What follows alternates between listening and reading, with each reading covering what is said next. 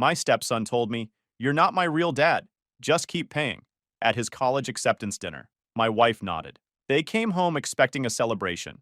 Instead, they found a drained $92,000 college fund and divorce papers. Hey Reddit, I spent 12 years being the dad who showed up and paid for everything. So when my stepson told me to just keep paying and my wife backed him up, I said nope, took my money, and walked. But they weren't done with me yet. Before we get to that, let me start from the beginning. I'm Cameron Hayes, 31 years old when this story starts, 43 when it ends. Senior analyst at a corporate finance firm in Baltimore. Made decent money, kept my head down, did my job, met Alicia 12 years ago. She was a pharmaceutical sales rep with a 6-year-old son named David. His biological father, Kyle, had bailed when the kid was 3. Moved to Arizona, started fresh, stopped sending checks, left them hanging. I wasn't looking to be anyone's hero. But Alicia was drowning financially. David was a quiet kid who liked dinosaurs and video games. We dated 10 months, got married. I moved into their townhouse in Towson, started paying the mortgage because I made more. Covered groceries, utilities, insurance, his medical bills. Showed up for soccer games and parent-teacher conferences, helped with homework every night, did everything a father does except get called one for the first 9 years. Then David asked if he could call me dad when he was 9. Said his real dad wasn't there. I was. So for 9 years, I was dad. Until the night of his college acceptance dinner. The envelope was still in my hands when David said it. "You're not my real dad. Just keep paying." We were standing in the private room at Vincenzo's, overlooking the harbor. 42 people watching. Family, friends, teachers from his high school, kids from his lacrosse team. All packed into this room I'd reserved for the night. Cost me over $4,000 total. The envelope held plane tickets. Round trip to Barcelona for him and 2 friends. $1,800. David looked at the envelope, then at me. Didn't reach for it. "I don't need that," he said, loud enough that conversations nearby stopped. I already told Mom I wanted cash. He'd been talking to me like that more lately. Like my job was to fund him, not raise him. Alicia was standing 5 feet away talking to her sister. She heard him, turned and looked at us. I kept my voice level. "We can talk about this later. This is your night." "No, I'm good." He smiled. Not friendly. More like he was enjoying this. "You're not my real dad. Stop trying so hard. Just keep paying like you do." The room went quiet. That specific kind of silence where everyone's pretending not to listen while absolutely listening. I looked at Alicia, waited for her to say something. Tell him to stop, apologize, remind him of the 12 years I'd been there. She walked over, put her hand on David's shoulder, looked at me with an expression I'd never seen before. "He has a point. You need to respect his boundaries." She said it quietly, but everyone could hear. "You're my husband. You're not his father." "There's a difference." David smirked. Couple of his lacrosse buddies in the back were grinning. I set the envelope on the table next to his cake. 22 candles, strawberry cream, his name in blue icing. Untouched. Walked through the crowd. People moved out of my way. Nobody spoke. Nobody made eye contact. Got in my Audi, started the engine, backed out while everyone watched through the windows. I drove straight to the bank. Here's what nobody tells you about being a stepfather. You're always one conversation away from being reminded you don't actually belong. You can do everything right for over a decade and still get hit with, "You're not my real dad," the second it's convenient. A few months before the dinner, Alicia had pulled me aside at a family barbecue. "You're his stepdad, not his dad. There's a difference." 2 weeks before the dinner, David asked for $200. I asked what for. Alicia stepped in. "Don't start. Just give it to him." I'd opened the college fund 8 months before we got married. Large performance bonus at the firm. $46,000 after taxes. Kept it separate. Put in $700 a month for over 12 years from that segregated account. Kept feeding it with separate bonuses over the years. Those bonuses hit my individual account, stayed separate, and every transfer came from there. Never our joint funds. $92,000 total in my name only. Also co-signed his car loan 2 years ago. Mazda sedan. $21,000 financed. Monthly payment $395. I'd been making every payment. When I first co-signed, David thanked me. Said he'd chip in once he got a job. Never happened. When I brought it up, he'd shrug. "You make way more than I ever could anyway." The PNC branch on York Road was open until 6. Got there at 5:22. The banker pulled up my accounts. Which account? Education savings. Transfer everything into my primary checking. That's $92,143. You sure? Positive. She clicked through confirmations. 4 minutes later, it was done. I pulled out my phone. $92,143 in my checking account. 12 years of planning for a kid who just told a room full of people to just keep paying. Sat in my car for a minute, engine running, hands on the wheel, phone buzzing constantly, texts coming in. Alicia, her sister, Diane. I didn't look at any of them. I drove to my lawyer's office. Martin's office was near Mount Vernon. Small firm, specialized in family law. I'd used him when we bought our house. Good lawyer. Got there at 5:58, knocked hard. He came to the door holding a coffee mug. Need to file for divorce. Tonight if possible. He blinked. Tonight's Saturday. Monday morning then. But I need paperwork started now. He unlocked the door. Come in. We sat in his office. What happened? I told him. The dinner, the comment, Alicia backing him up. The college fund, the car loan. Everything came out. Martin listened, wrote everything down. Okay, let's go through assets. House first, 3-bedroom in Lutherville. Bought 5 years ago for $460,000. I'd contributed most of the down payment. Monthly mortgage $2,800. I'd been paying the majority. 5 years of bank records proved it. I made $138,000. Alicia made $74,000. We split bills 70-30. What about the kid? Martin asked. David's 18. Legal adult. No child support. College fund? In my name only. Opened 8 months before marriage. Funded entirely by me. I have over 12 years of automatic withdrawal records. She'll fight that. Let her. And the car? Co-signed loan. Both our names. He's never made a payment. I've covered all 24 months. 21,000 balance remaining. That's a problem. Joint obligation means you're stuck with it until it's paid off or refinanced. I know. Martin typed on his computer. Clicked through forms. You know this is going to get ugly. It already is. I mean, legally. Financially. She's going to fight you on everything. Then we fight. He looked at me for a long moment. You're sure? Completely. He printed the petition. Maryland no-fault divorce, irreconcilable differences. 23 pages. I signed every form. He signed as counsel. Filed it electronically at 6:47 p.m. She'll be served Monday afternoon. Good. I left. Drove to the Marriott near the Inner Harbor. Checked in, went upstairs, sat on the bed. My phone started buzzing at 7:53. Alicia. Declined. She called again. Declined. Then David. Then Alicia's mother. 17 calls in an hour. I turned off my phone at 9. Sunday morning I went back to the house. Alicia's car was gone. David's Mazda was in the driveway. House was quiet. David was probably asleep. I packed. Clothes, laptop, documents, photos from before Alicia. My tools, my golf clubs. Everything mine. 4 trips to the car. Each time, the house felt less like home. The envelope with the plane tickets was still on the kitchen counter, right where I'd left it yesterday. Unopened. I picked it up. Thought about taking it back, getting a refund. Airlines usually gave you 24 hours. Then I set it back down, left it there, locked the door, drove back to the hotel, turned on my phone at 10:48, 83 missed calls, 41 voicemails. I listened to 3. Where's the money? David needs it. This is theft. D, that money was mine. This is illegal. How dare you abandon that boy after everything? Pathetic. I deleted all 41. Martin called at 2:18 p.m. Your wife's attorney just called. Rebecca Klein. She's with Morrison and Beck. They're aggressive. Okay. She's demanding immediate return of the college fund, claiming it's marital property and an explicit gift to David. It's in my name. Opened 8 months before marriage. Funded from separate premarital savings I kept segregated throughout the marriage. They're also demanding you continue car payments during separation. Joint obligation. If he stops making payments, it goes to collections and hits both our credit scores. They're going to paint you as vindictive. I'm withdrawing voluntary support after being explicitly told I'm not family. That's reality. I hung up. Opened my email. Started typing. Subject, car loan. Action required. David. The Mazda is financed under a joint loan in both our names. I've been making all 24 payments so far. Going forward, you have 3 options. 1. Refinance the loan in your name only. 21,000 balance remaining. 2. Sell the car and pay off the loan. 3. Make the monthly payments yourself.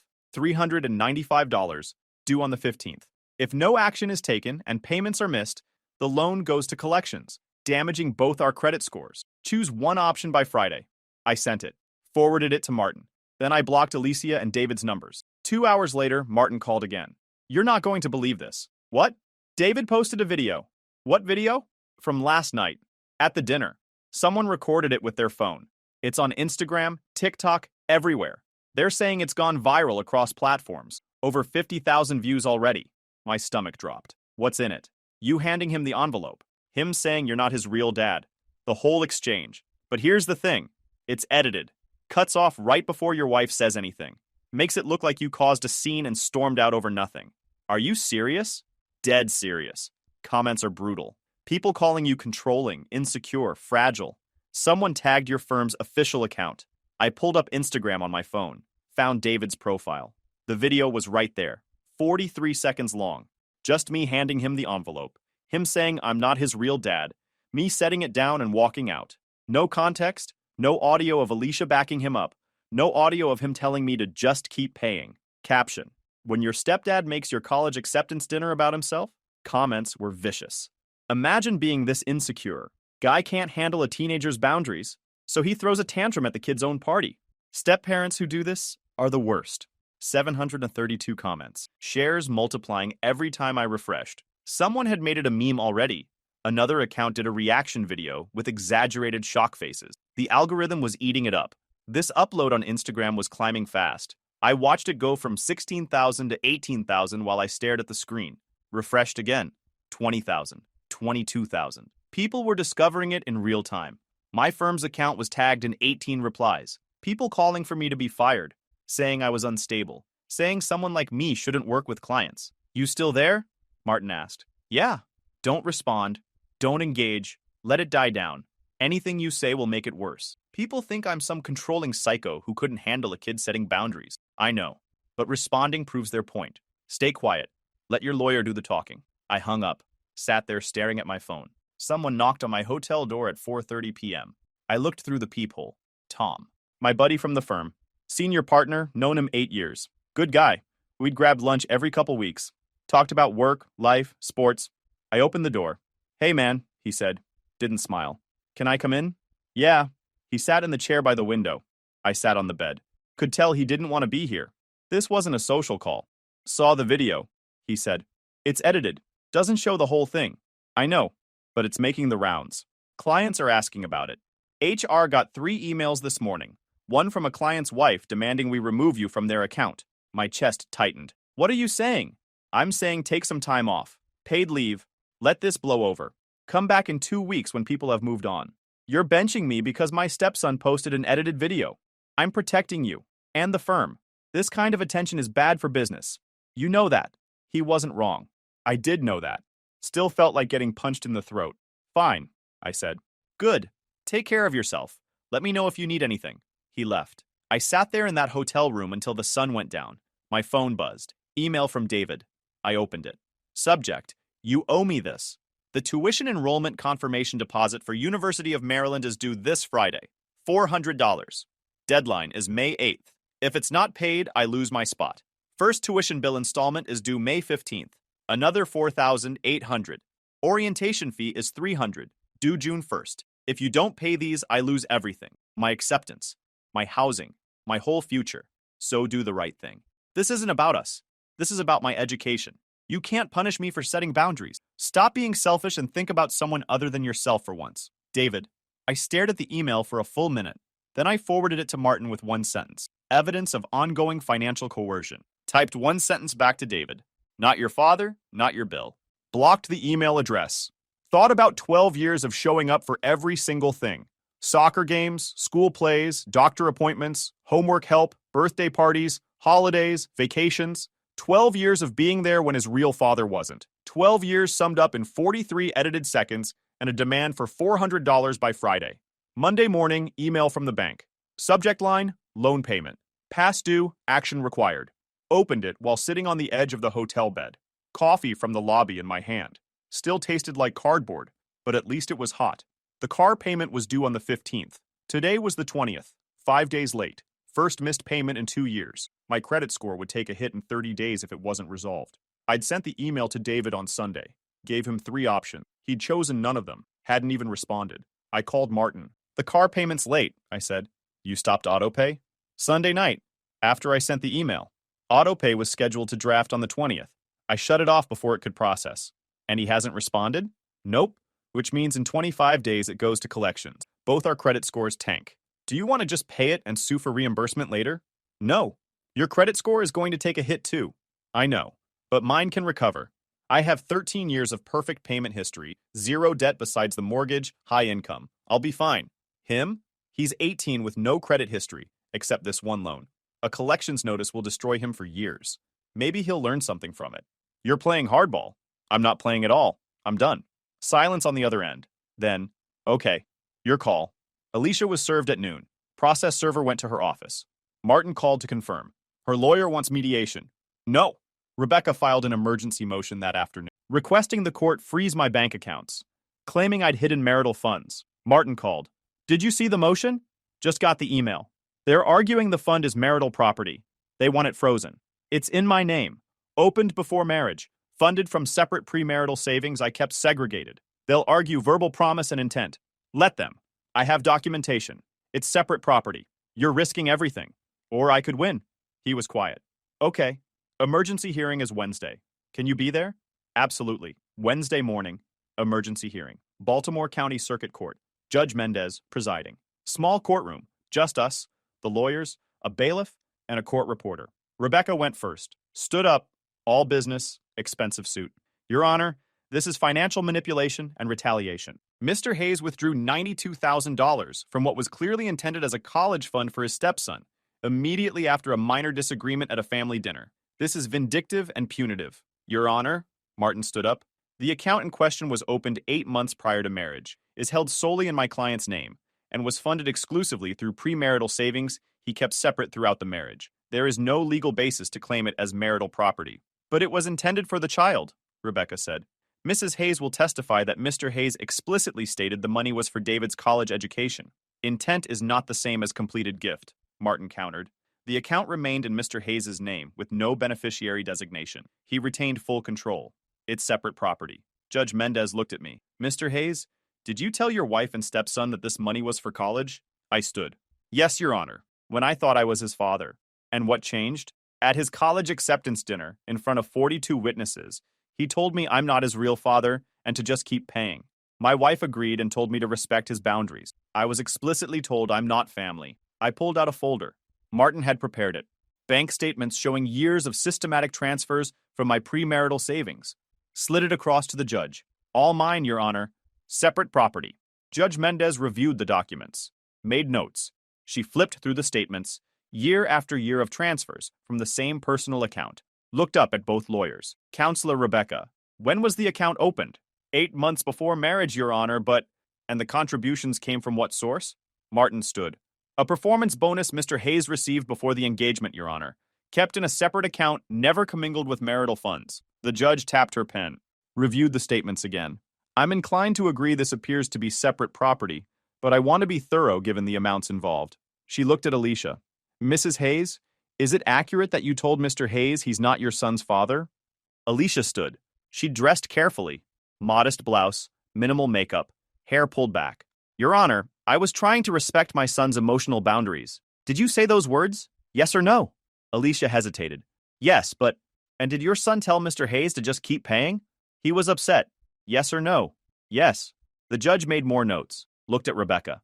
Counselor, your motion requests freezing of the college fund pending asset division. But if the account was opened before marriage and funded from separate premarital assets, it's separate property under Maryland law. I'm denying the motion. Rebecca stood. Your Honor, denied. The account remains with Mr. Hayes. Next issue. The jointly held vehicle. Mr. Hayes has stopped making payments on a car loan he co-signed. The judge looked at me. Mr. Hayes, why did you stop making payments? I sent my stepson an email on Sunday outlining 3 options. Refinance in his name, sell the car, or make payments himself. He chose none of them. It's a joint obligation, the judge said. Both parties are equally responsible. Mr. Hayes, did you communicate clearly about the options? Yes, Your Honor. I have the email chain. Then it's on him to choose one. Motion denied. Rebecca looked furious. Your Honor, we also request emergency spousal support. Denied. Mrs. Hayes makes $74,000 annually. She's not in financial distress. We'll revisit support at the final hearing. Anything else? No, Your Honor. Court adjourned.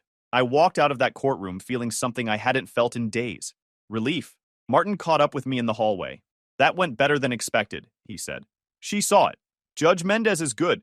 Fair. Doesn't like games. What happens now? Discovery. Depositions. We're probably looking at 4 to 6 months before trial unless they want to settle. They won't settle. Probably not. But you need to prepare yourself. This is going to get worse before it gets better. He was right. That week, the harassment intensified. The following Monday, the Mazda disappeared from the driveway at the house in Lutherville. Martin called Tuesday. Alicia filed a police report. Says you stole it. I didn't touch the car. David sold it. Some kind of fraudulent transfer. Got $18,000 cash but never paid off the lien. How did he pull that off? David forged a lien release and handed the buyer fake title paperwork. Promised to mail the clean title within a week. The buyer tried to register it 2 weeks later and discovered the lien was still active. That's when the police report came in. That's fraud. It's definitely illegal. The bank's already moving to repossess. They'll auction it and come after both of you for the deficiency. Do it. By the time the bank caught up, it was already weeks later. They recovered the car from whoever bought it, auctioned it off at a loss, got $14,000, sent both David and me a bill for the remaining $7,000 plus fees. Total, $9,200. My credit score dropped 73 points. I paid the $9,000. Didn't have a choice. Wednesday morning, Martin called. Have you seen David's Instagram? Not since last week. Check it. Now. I pulled it up. New post from 2 hours ago. Photo of the Mazda with the keys sitting on the hood. Caption. When your stepdad tries to steal your car because you hurt his feelings. The comments were worse than before. This dude is unhinged. Imagine being this petty to an 18-year-old. Someone check on this kid's safety. 1,500 comments. 23,000 likes. He's making me look like a psycho, I said. I know, but you can't respond. It'll make it worse. Martin, people think I'm trying to steal his car. I gave him options. He's the one who stopped making payments, then committed fraud. The court will understand that. The internet won't. Stay offline. Focus on discovery. But the full story was still out there somewhere. Martin told me David's lacrosse friend who filmed the dinner refused to share the uncut version, protecting David. The edited version was the only thing spreading. That afternoon, my phone rang. Number I didn't recognize. I almost didn't answer. Hello? Hey, it's Kyle. I heard what happened. Saw the videos online. That was messed up, man. I didn't say anything. Look, I know I haven't been around. Should have been. You stepped up. Did everything I didn't do. Where are you going with this? I'm going to help David with college. I'm in a better place financially now. I can cover tuition. Something in his voice felt rehearsed. When did you start talking to David again? Pause. About 6 months ago. My hands clenched. 6 months. Yeah, he reached out to me. And you told him what exactly? Just that I wanted to be there for him going forward. Be a better father than I was when he was little. Did you tell him to set boundaries with me? Silence. Long enough that I knew the answer. Did you tell him to say I'm not his real dad? I might have mentioned that he doesn't owe you anything just because you married his mom. That it's okay to have boundaries around the dad thing. How much are you actually planning to contribute? Give me a number. Well, I was thinking we could split the costs. You know, like co-parent the expenses going forward. So nothing. You're contributing nothing. I can't afford the whole thing by myself, man.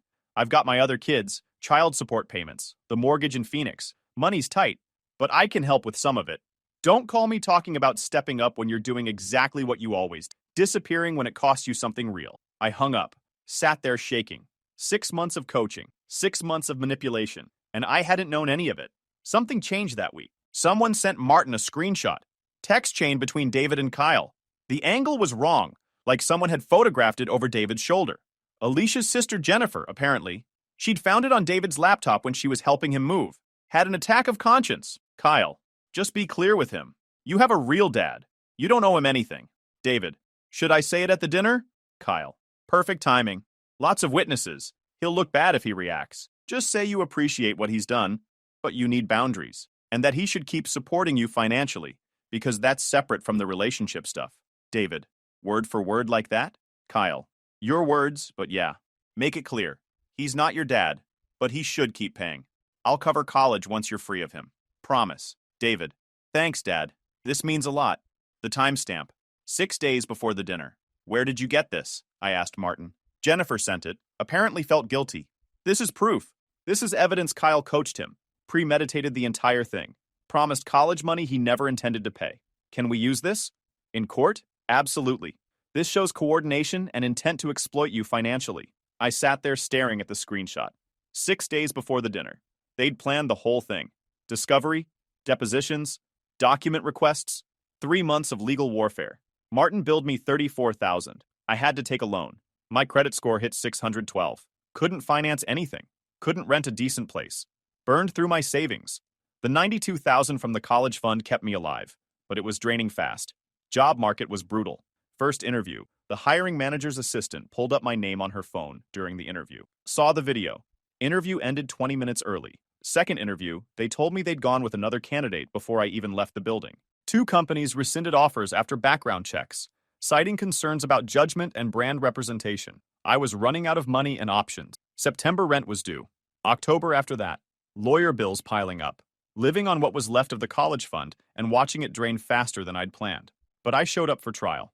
September 18th, Baltimore County Circuit Court. Judge Mendez presiding. Walked in at 8:45 a.m. Courtroom smelled like old wood and floor polish, high ceilings, windows along one wall letting in morning light. Felt like every legal drama you've ever seen, except this one was real, and it was my life. Rebecca went first. Spent 2 hours painting me as controlling and manipulative. Said I'd used money as a weapon, that I couldn't handle losing control, that I'd punished an innocent teenager for having healthy boundaries. Made me sound like a monster. Then Alicia testified. Cried on the stand, real tears. Not the kind you can fake. He changed after David hit puberty. More controlling. Always needing credit. Needing acknowledgement. Always reminding us how much he did. How much he paid for. Made everything feel like a transaction. Did he ever threaten you financially? All the time. He'd remind me how much he paid for things. The mortgage. The car. David's expenses. Made me feel like I owed him. Like we were in debt to him just for existing. Lies. Every word. But she sold it well. And at David's acceptance dinner, David was just trying to set a healthy boundary, trying to establish his own identity, separate from the man who raised him. And Cameron couldn't handle it. He walked out, humiliated my son in front of everyone, then took everything. The money, filed for divorce, all because a teenager hurt his ego. She looked right at me when she said it. Eyes red, face composed. Performance of a lifetime. Then David testified. He was always nice when I was little, but as I got older, he got weird about stuff, always needing me to call him dad, always needing me to thank him. And at your dinner? I just wanted to set a boundary. I appreciated his help, but he wasn't my dad, and he completely lost it. Martin cross-examined. You testified that he needed you to call him dad, but didn't you ask if you could call him dad when you were 10? David shifted in his seat, looked at his mother. I was 10. I didn't understand. And at your dinner, you told him to just keep paying, correct? I was upset. That's not what I asked. Did you tell Mr. Hayes to just keep paying? Yes. While also telling him he's not your father? I was setting a boundary. By telling him he's not your father, but should continue paying for you financially? I didn't mean it like that. How did you mean it? Silence. Let me rephrase. You told a man who'd supported you for 12 years to just keep paying while simultaneously telling him he's not your father, correct? Yes, but I was setting a boundary. Martin pulled out a document. Your Honor, Defense Exhibit 12. Text messages between the witness and his biological father, Kyle, 6 days before the dinner. He read them aloud. Every word. Kyle coaching David. The exact phrasing. The promise of college money that never came. David went pale. Alicia sat up straighter in her seat. Did your biological father coach you to reject Mr. Hayes publicly? We were just talking about stuff. Did he tell you to say those exact words at the dinner? He suggested, did he promise to pay for your college if you cut off Mr. Hayes? Silence. Answer the question. He said he'd help. Did he pay for your college? No, but no further questions. Martin put me on the stand after lunch. I testified for 30 minutes. Financial contributions, documentation. The systematic separation of funds. At David's dinner, what exactly did he say? He told me I'm not his real dad and to just keep paying. And your wife? She told me to respect his boundaries. Said I'm her husband, not his father. Why did you withdraw the college fund? Because I'm not his father. They made that clear. So I stopped funding someone who explicitly told me I'm not family. Rebecca cross-examined. Mr. Hayes, you're keeping the entire college fund. It's my money, in my name, funded by me. But it was intended for David, when I thought I was his father. You're punishing a teenager for setting boundaries. I looked right at her. I'm protecting myself from people who valued me for my utility, not my place in the family. Silence. Judge Mendez wrote something down. Rebecca tried again. You withdrew $92,000 the same day as the incident. I withdrew my own money after being told I'm not family. That seems calculated. It was. I was told I'm not his father. So I stopped funding someone who isn't my son. That's not punishment. That's reality. Martin did redirect. Showed the payment history. The systematic exclusion from decisions while still expected to pay. The text messages proving coordination. Judge Mendez called recess. Said she'd issue a ruling within 30 days. We left the courthouse. How do you think it went? I asked Martin. The text messages helped, showed premeditation. We've got a shot. If I lose, then you lose. But you fought. The ruling came October 9th. Martin called at 10 a.m. You won. College fund is separate property. You keep it. House equity split 65-35 in your favor. No alimony. Clean break.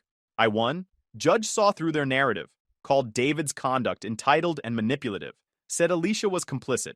You're keeping the money. What about the car fraud? Civil court ruled separately. David owes you $9,200, plus legal fees. Total, $14,000. Will I actually see that money? Probably not. He has no assets. So I spent $34,000 in legal fees to win a judgment I'll never collect. You won the principal. I hung up. Looked at my bank account. $43,000 left from the college fund. Another $28,000 from house equity coming eventually. $71,000 total. I'd started with $92,000 in savings and a six-figure job. I was ending with $71,000 in assets, no job, and bad credit. But I'd won. Sort of. My phone rang an hour later. Unknown number. I almost didn't answer. Figured it was another reporter or someone from Alicia's family. Hello? Is this Cameron Hayes? Yeah. This is Brian Moss from Meridian Financial Group. We're expanding our Baltimore office. Your name came up in our search for senior analysts. One of our recruiters saw the full video that's been circulating, the unedited one. Would you be interested in discussing an opportunity? I sat up. Yes, absolutely. Great. Can you come in Thursday for a preliminary conversation? I'll be there. We talked for another 5 minutes. He'd seen the full dinner video that Jennifer had leaked after she sent Martin the text screenshots. She'd posted it anonymously to correct the record. Showed Alicia backing David up. Showed the real context. The recruiter had sent it to Brian. Didn't change his interest. Needed someone with my experience and client relationships. Said my reputation in the industry spoke for itself. I hung up feeling something I hadn't felt in months. Forward momentum. 3 weeks later, I was at Whole Foods, Tuesday afternoon. Turned down the produce aisle and saw them, Alicia and David, loading vegetables into a cart. They saw me. David looked at his phone. Alicia's face went hard. I walked up to them. Hey, Alicia said, defensive. Hey. David didn't look up. Congratulations on the ruling, she said. Thanks. Silence. You took everything from him. He's at community college now, working at Target. You destroyed his future. I took what was mine. He destroyed his own future when he told me to keep paying while cutting me out. He's a kid. He's an adult, old enough to commit fraud, old enough to face consequences. David looked up. You really can't let this go? Let what go? The 12 years? The public humiliation? The fraud? Which part? I set one boundary and you nuked everything. You didn't set a boundary. You tried to demote me while keeping my benefits. That's exploitation. Whatever, man. Enjoy your money. He walked away. Alicia looked at me. Was it worth it? Yeah. Why? Because you don't get to strip me of family status and demand I keep family obligations. She started to walk away. Alicia. She stopped. Kyle called me. Told me he'd been coaching David for 6 months, promising college money he never paid. Did you know? She didn't answer. You knew. You went along with it because you wanted me gone. That's not... I have the texts. The judge saw them. Her eyes filled. You were supposed to do it because you loved us. I did love you. For 12 years. But love goes both ways. You can't demand sacrifice while denying respect. He's going to struggle because of you. He's going to struggle because of his own choices. He threw it away to be cruel for less than a minute. That's on him. I walked past her. Checked out. Went home.